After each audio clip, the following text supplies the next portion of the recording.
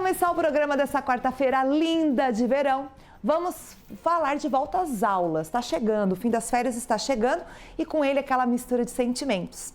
A ansiedade das crianças para rever os amigos e a correria dos pais para colocar tudo em ordem. Mas a pergunta que não quer calar é: como retomar a rotina sem traumas? Afinal, ajustar o horário de sono, organizar o material e preparar o emocional dos pequenos exige estratégia. E para nos ajudar a planejar esse retorno com tranquilidade e garantir que os nossos filhos comecem o ano letivo com o pé direito, nós vamos conversar com o psicólogo, o Fábio Cadorim, está aqui conosco, meu colega maravilhoso. Já conversei com ele essa semana, adoro.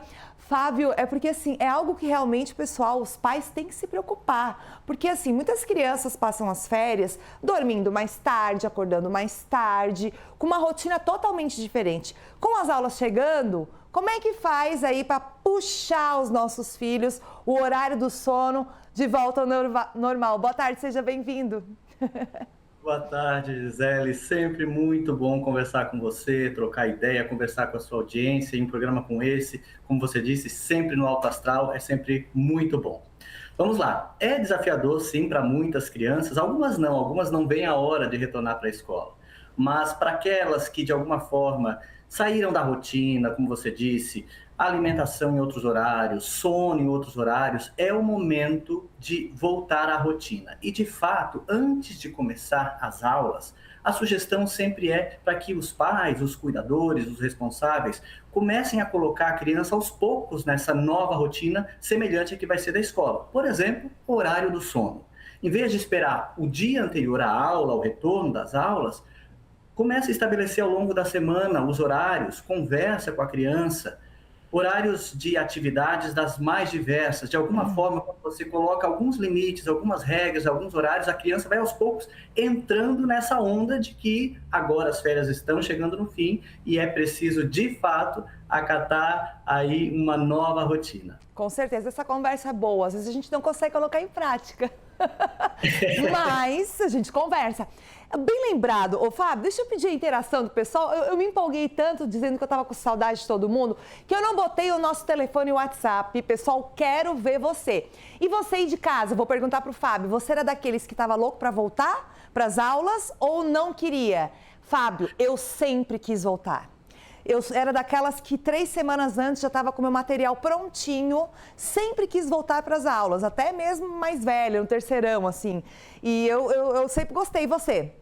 Eu sou desses também, eu não via a hora de voltar para a escola, preparar material, eu ficava contando de fato os dias, porque eu gostava, óbvio, das férias, mas eu queria muito voltar a estudar, porque eu sempre voltei a estudar com muito prazer, tanto que eu faço isso até hoje. Mas a gente sabe que isso não é para toda pessoa, não é para toda criança, e esse momento, você sabe que, de alguma forma, é uma oportunidade que os pais, os cuidadores também têm, para dizer para a criança que ela tem responsabilidades. Sim. Por mais que muitas vezes ela queira continuar nessa rotina das brincadeiras, nessa atividade mais lúdica, mais leve das férias, ela precisa entender que aos poucos ela também vai adquirindo responsabilidades.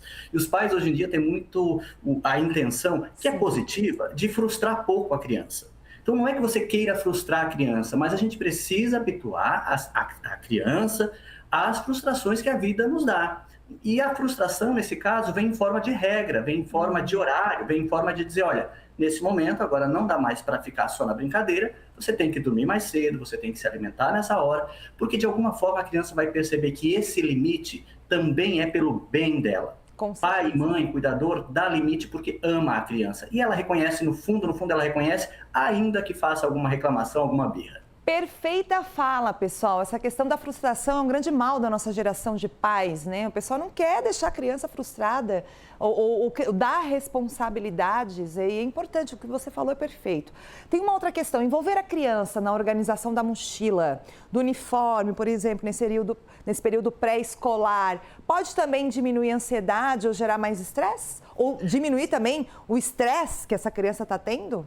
Sem dúvida, até porque esses momentos, em geral, eles vêm acompanhados de conversa. E o diálogo franco, aberto com a criança aqui é muito importante. Essa parte do diálogo, e às vezes as pessoas acham que a criança, por ser criança, não entende. A criança entende. Claro, você vai adaptar a linguagem à idade da criança, mas dizer que estudar é importante, que é o momento de ela se desenvolver, que ela vai aprender coisas novas, vai encontrar novas pessoas, novos amigos, professores diferentes, que vai ser um lugar estimulante, que ela vai poder se desenvolver. Isso é muito bom. Então, esse diálogo franco com a criança tem que ser feito. Sim. Claro, a depender da idade, de uma maneira mais lúdica, mais leve, porque a gente sabe que, principalmente para aquelas bem pequenininhas, o desafio é maior. E é para essas que talvez o cuidado precise ser ainda maior e com algumas atitudes bem pontuais que podem ajudar. Sim. Telas, também tem a rotina das telas que muda um pouquinho nas férias, né? Tem alguma dica especial? Essa rotina das telas, acho que é muito importante você trazer esse tema, porque o ideal é que seja muito, muito regulado. Infelizmente, a gente já tem inúmeras pesquisas comprovando o malefício do uso excessivo, mas de qualquer forma, o excessivo para a criança já é pouco tempo, tá? Então, o ideal é que a criança fique o mínimo possível nas telas. Elas vão reclamar porque você vai tirar a tela ou porque você vai reduzir o tempo? Vão reclamar. A gente sabe que isso aí é programado justamente para dar esse prazer instantâneo para o cérebro e a criança quer, de fato, assim como o adulto, continuar aí. Mas a função do educador é colocar também limites. E esse limite precisa ser colocado. Ô, Fábio, rapidinho, né? Mas acaba que, eu vou te falar uma situação que ocorre, né? E o pessoal de casa pode se identificar.